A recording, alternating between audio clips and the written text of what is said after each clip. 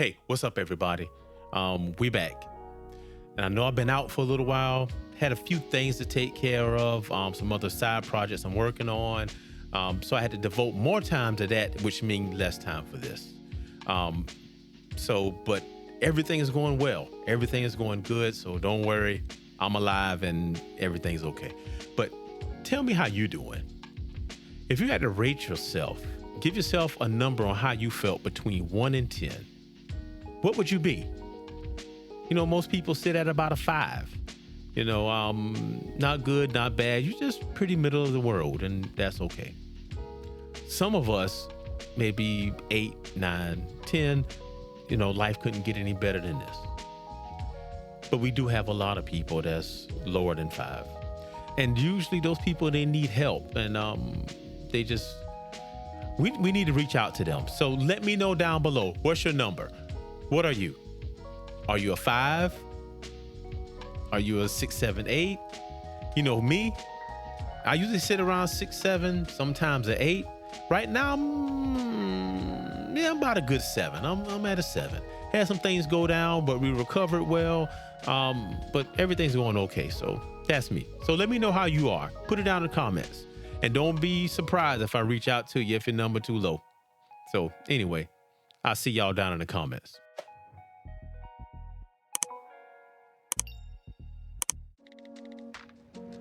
So let's talk. Let's talk about anger and healing and forgiveness and all of that stuff. And I'll use my own personal story for that. Over the past few months, lots of things have been going on. You haven't seen me on here, but I've been dealing with things in my outside life. And one of them involved anger. And I was at a state of being angry. I was where I was having thoughts and wanted to do things that was not like me to do. But let me tell you this about anger. Anger is like a slow release poison. And once it infects you, it slowly destroys you from the inside out. It's like snake venom. If you ever get bit by a rattlesnake, you feel more pain from the bite than the venom. But if you don't get help immediately, that venom will kill you. Anger has a way of making you want to get revenge in a way that's worse than what they did to you. We'll spend time figuring out ways to get over. We'll spend time and effort trying to concoct plans to exact our revenge in a certain way. And I tell you, that's not the way to go.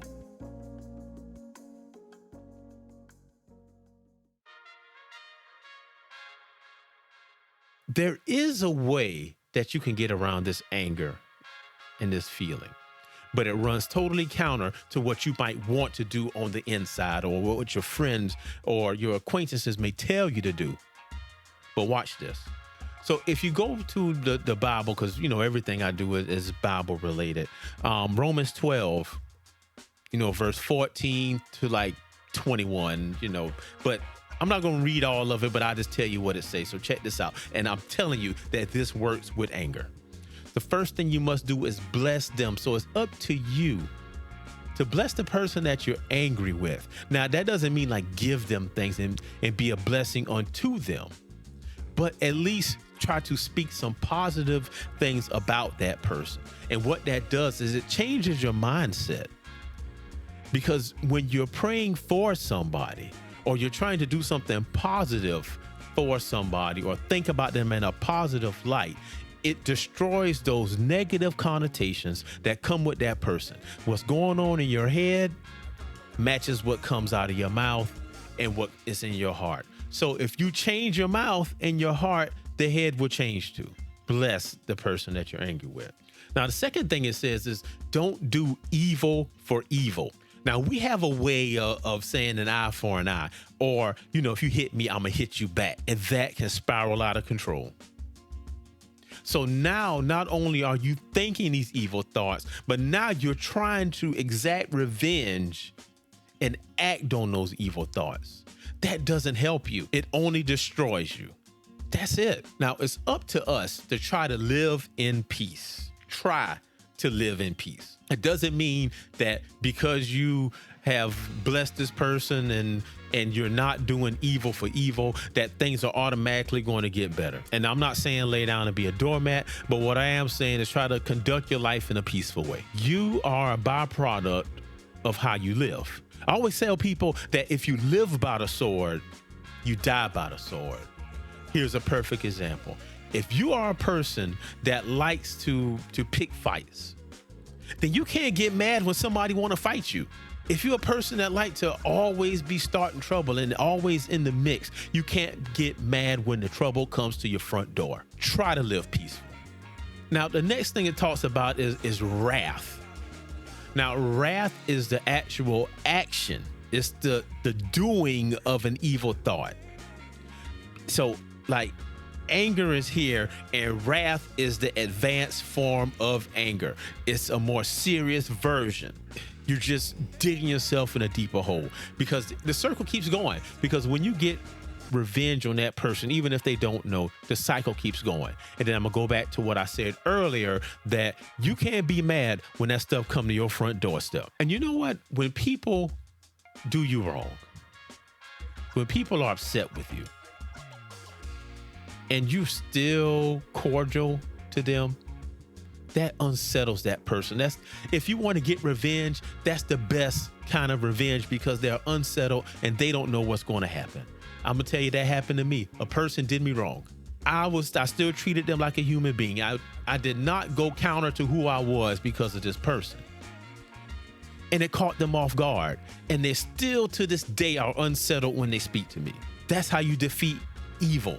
You know what? All right, look at this. What's the best way to put out a fire? Go ahead and answer the question. What's the best way to put out a fire? And if you said fire, then you know something ain't right. You can't put out one fire with another fire, because the fire still exists. The best way to put out fire is with water. Do the opposite thing. And you know, the last thing that it advises us to do is to overcome evil with good. You have to play chess in your life.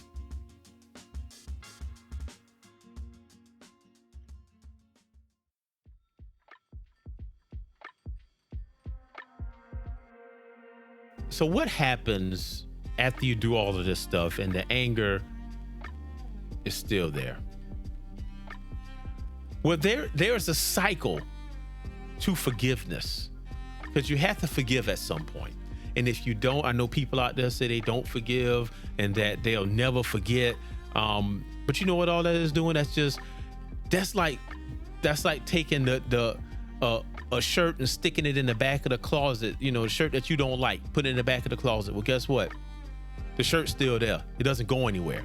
It's like covering up something that is there and hoping it'll disappear, but it won't until you deal with it. So that's why I always say that healing has to come before forgiveness.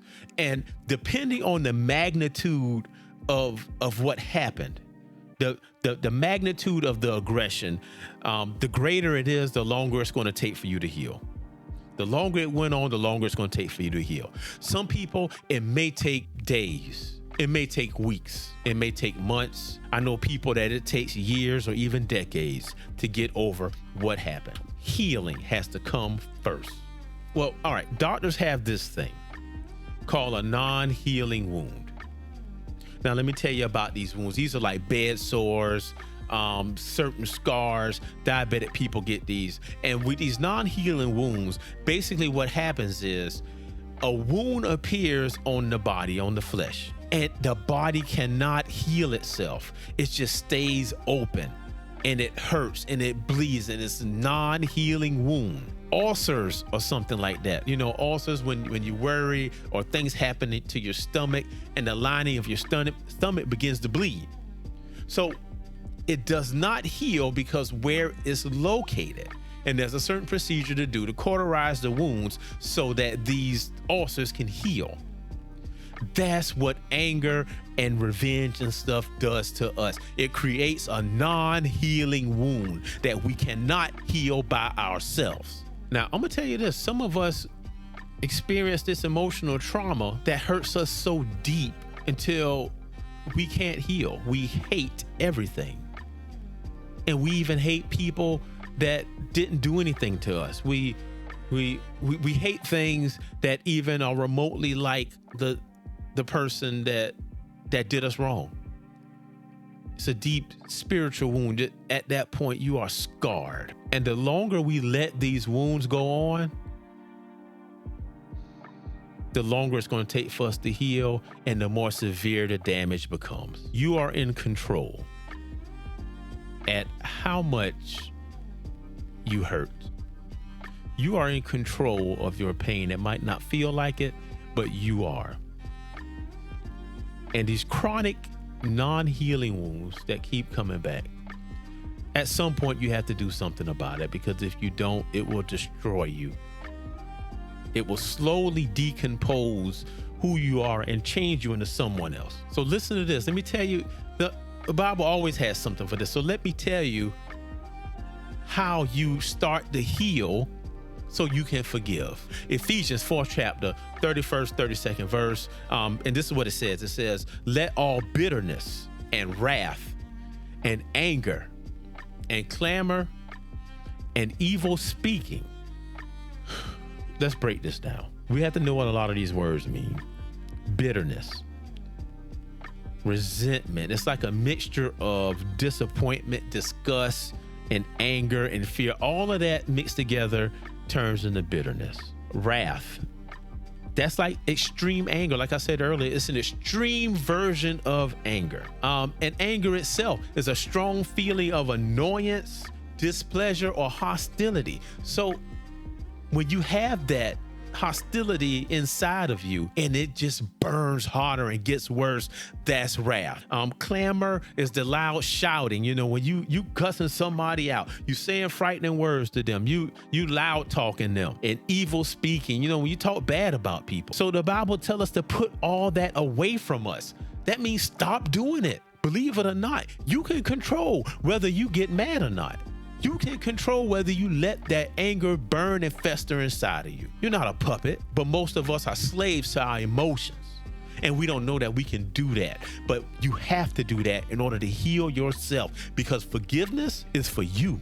It ain't for them. But you got to heal first, which is also for you and not for them.